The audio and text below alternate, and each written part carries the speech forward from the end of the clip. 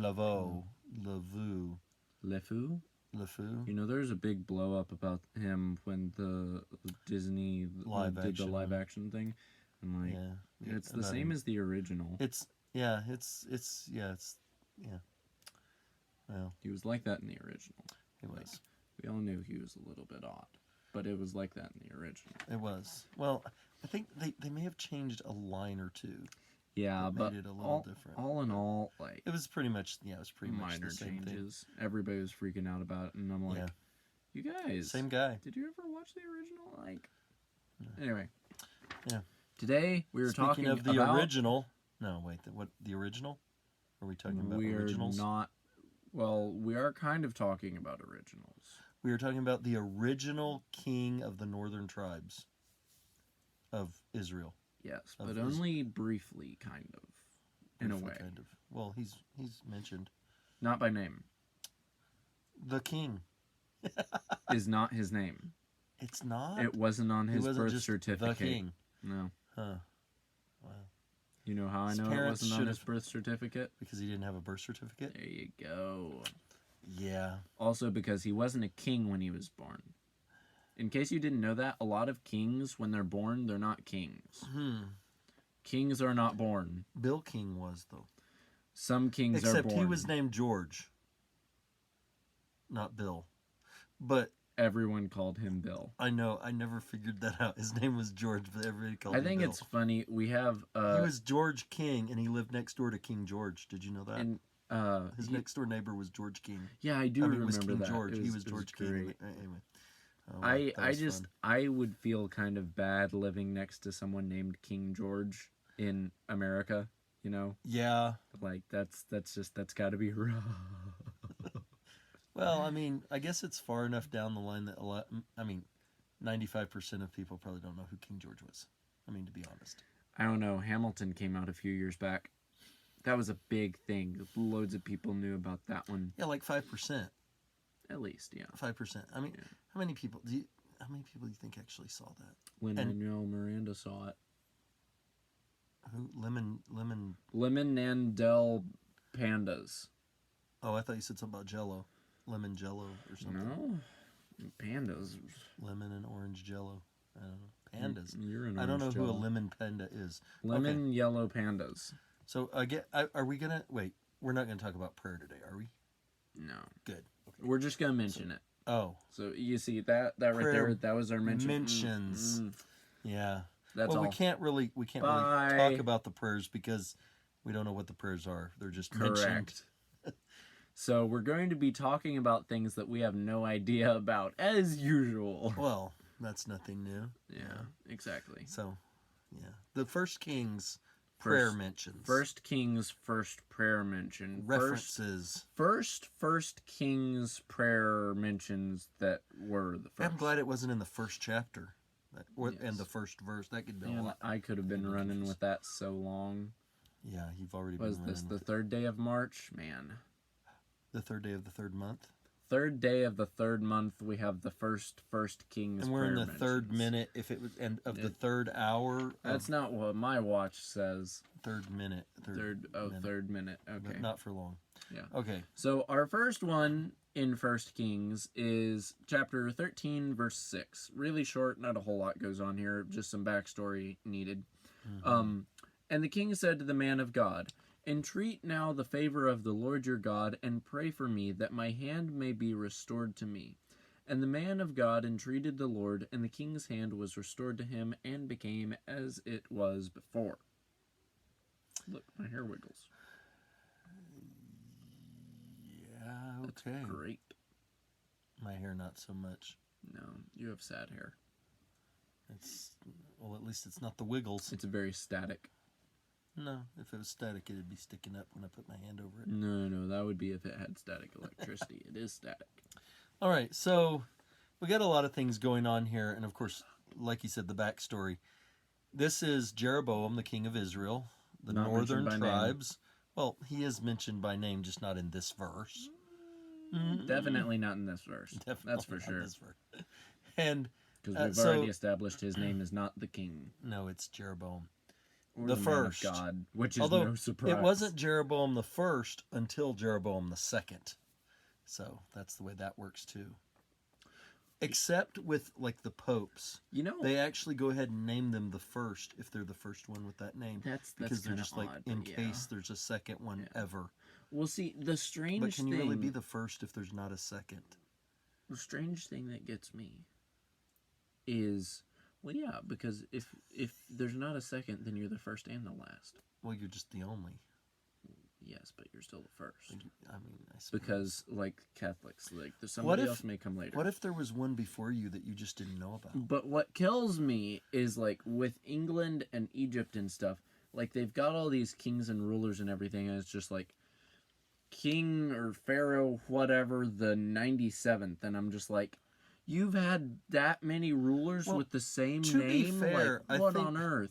I think Pharaoh is kind of like king. Yeah. So, I mean, like Pharaoh's not his name. Well, no, but they It's have just like his title. Pharaoh Ramses the Fifth. And I'm like, okay. You've had 5 kings named that, like, and in England where they're like King James the Ninth and or whatever, and I'm just like, my he goodness, was the 7th of guys. Scotland, but the 1st of England. Exactly, where it's just like, how are there this many people that have the same name that are, you know, royalty and do things? Okay. So to be fair, I mean that's a family name kind of thing. You're a family name kind of thing. I am, and James is it. Your name has a family. Are we kings? Are we kings? Because, but I mean, my grandfather was named James. My dad was named James. I was named James. You were named James. That way we could be kings. You know, or everybody. is it lords? You buy a piece of land in Scotland. You can like be you a buy lord like or, 1 lord cubic or a inch, lady. and you're like, I'm the lord of this piece of land. Yes. Come pay me taxes. Put up a toll road through my land. Mm-hmm. I've thought about that. It'd be kind of cool just to be able to say, I am a Scottish lord. But yeah, this guy thought he was a king. I guess probably because God told him he was. I mean that's probably one thing that I think is interesting there. I like when I'm reading. I like some of the detail, nuance things. When the king is talking to the man of God, he says, "Entreat now the favor of the Lord, your God." Yeah. Oftentimes, instead, it's phrased like, "Tell us about the Lord, our God," or "the Lord, my God," or something. Right. Jeroboam here doesn't personalize it. He's like, "Your God." I'm not sure that he's my God. And if you know the backstory behind Jeroboam... Well, he certainly wasn't being his God right then, that's for sure. Yeah, he certainly wasn't being God's follower right then either. Jeroboam's such a sad story because here God blesses him with 10 of the 12 tribes of Israel and lets him become the king over them. Yeah. And the first thing he does is go build idols for the people to worship instead of God. Yeah. It's like, what are you thinking, man? And so, anyway, so they're here at this altar of this false god. And Jeroboam's hand go... Yep. Because he reached out to, like, have the prophet... The man of God is a prophet. Mm. And he's come to curse the whole worship of idols thing that's not supposed to be going on. Smart plan. I mean, he says some bad things about... He actually... he gets down to cursing that idol, that altar. He's like, and on you, the prophet's bones are going to be burned, and you're going to break in half. And, I mean, he really gets into cursing that Very rough. altar. Yeah. We deleted the bad words, you know. But so anyway, so he curses the altar and you know, Jeroboam and everything, you know, and he's telling them how wrong they are. And Jeroboam's like, seize him. And oh no, my hand withered up. And I mean, he's like, he wants to kill the guy, and then all of a sudden he's like, pray for me and heal my hand. Like, wait, what? You're strange. But first he tried to bribe him, of course. First he was like, come home with me, I'll give you a feast, you bless us instead of cursing us, you know, all this kind of stuff. Anyway, and this guy's story is just sad all the way around, though, this man of God, this prophet. Just a sad story, but he does. It's that he one. Does. It's that one. No. He's like, no matter what you say, no matter what you do, I can't come home with you. I'm not supposed to eat anything or drink anything. or even sleep here in this land. I got to get out of here as soon as I'm done cursing everybody and go back. And I can't, and and he's like not even supposed to go back the same way he came. He's supposed to go a different way. Those were his That's instructions from God to do that way. And he knew God had told him that. Yep. And he prays here, and God answers his prayer. Yep. Heals Jeroboam's hand. Made it just as wicked as it was before. And things happen, and it's great. And he goes back home by a different way and meets a prophet along the way who's like, hey, God sent me a message and says you're supposed to stay here tonight. Yeah, an angel told me to come. You can come home with me. And he's Which went contrary to his prior instructions. Yeah. If you know what God told you, do it. Do what God told you. Yeah.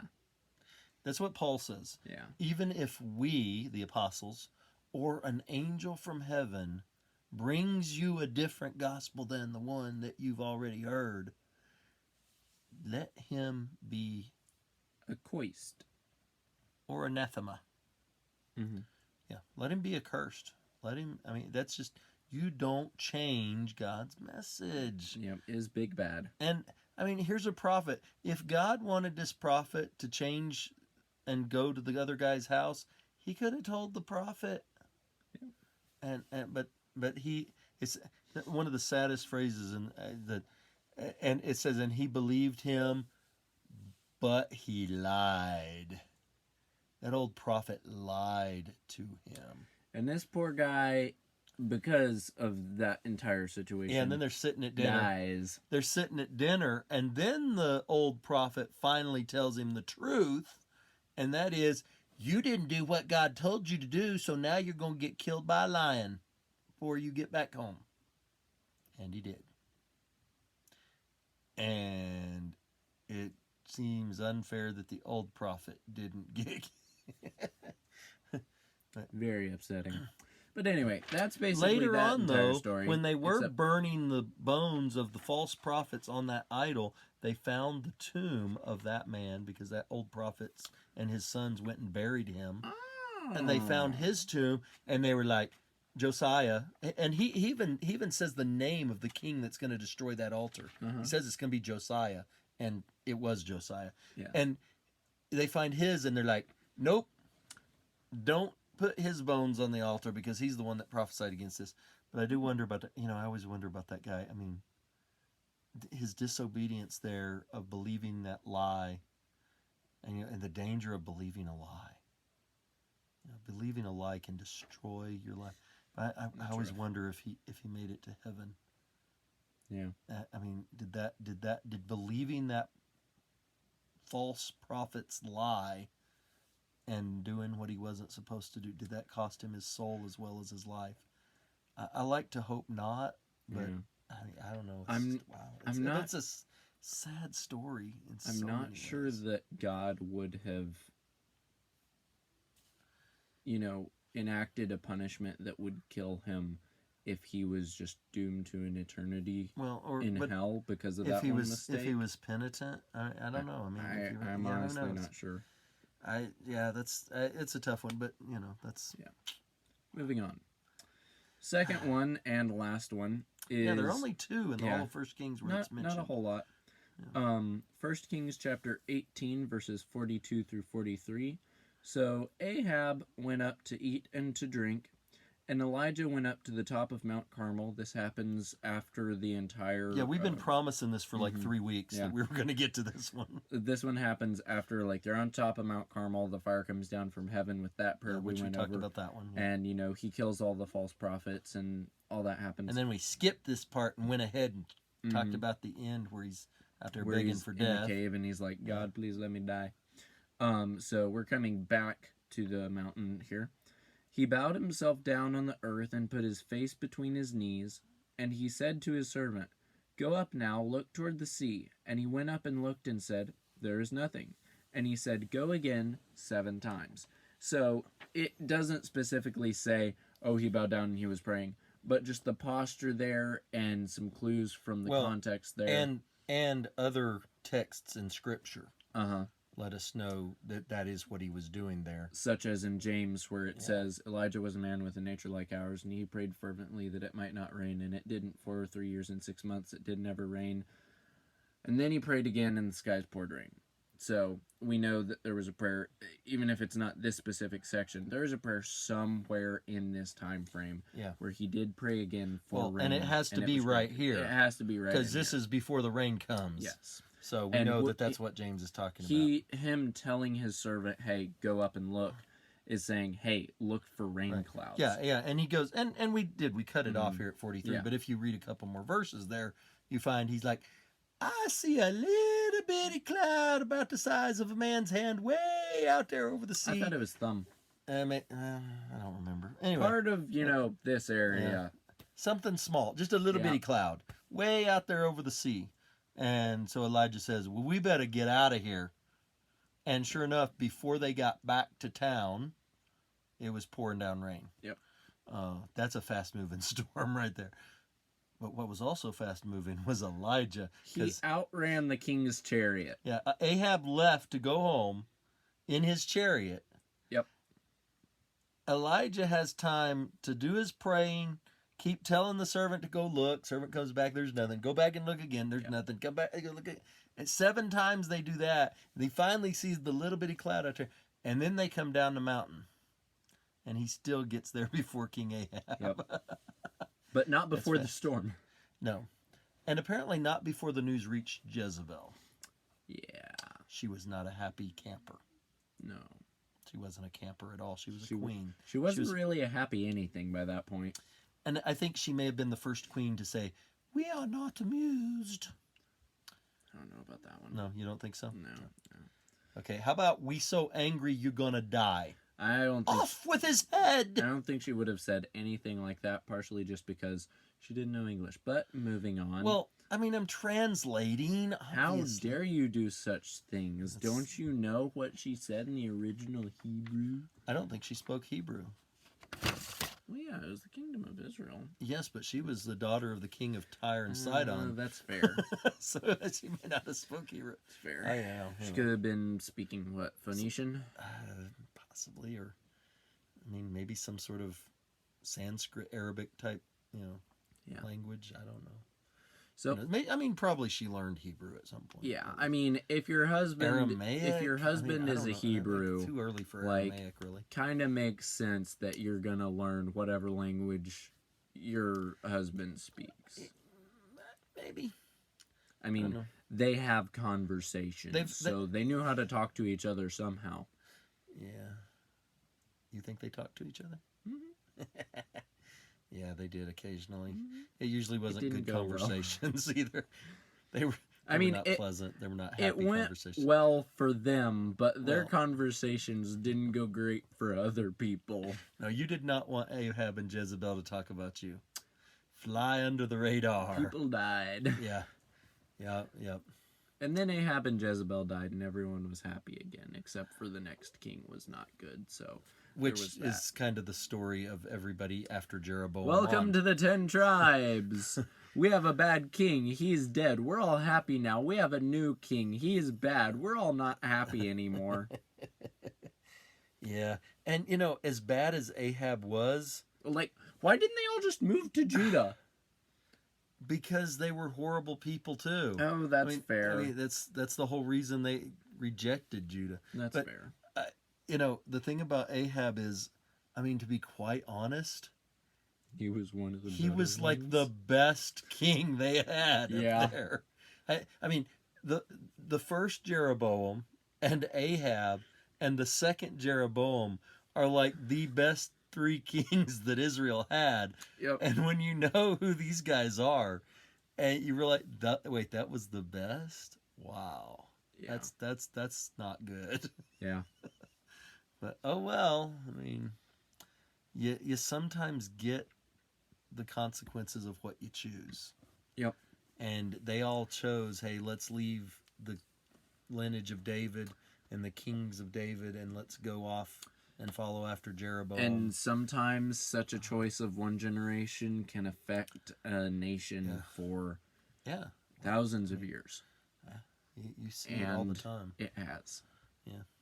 And, wow. Amazing stuff. It's... oh my God. Wow. choices. Yeah. Yes, choices. Words. Words. Things they Sounds. exist. Onomatopoeia. Happened. I mean, that kind of Yeah. thing. I just words fail. Words fail. It's sad. And like you said, like, why could they not? I mean, realize, man, our 'Cause ancestors they were dumb. We should go down there to Judah where they have a good king.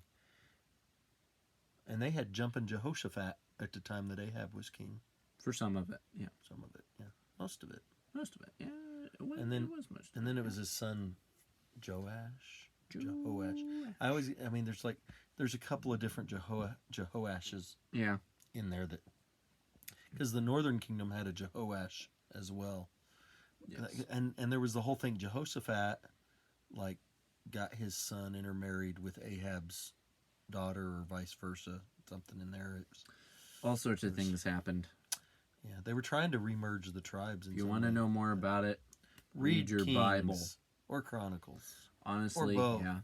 Just read or things. all four.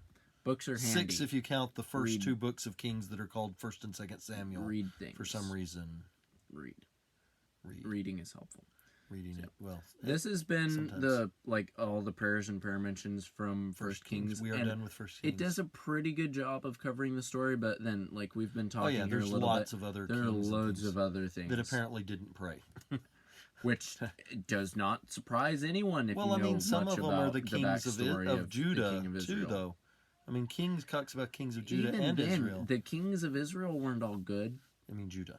The kings of Judah weren't all good, No, but there were good ones in there, and yet still a lot of them didn't pray. You really don't. or have many at of least them. weren't recorded. I'm trying to think of the. Yeah, well, I mean, yeah, I'm sure they probably said a prayer at some point, but Yeah, the because recorded prayers. even I'm thinking Hezekiah, Josiah, Manasseh. Yeah. I mean, you think of Manasseh. he turned it back around. Yeah. I mean, turned it back around might be a stretch. Okay. He felt sorry for what he'd done. Turning it back around would imply that he was able to actually I fix believe things. he was trying.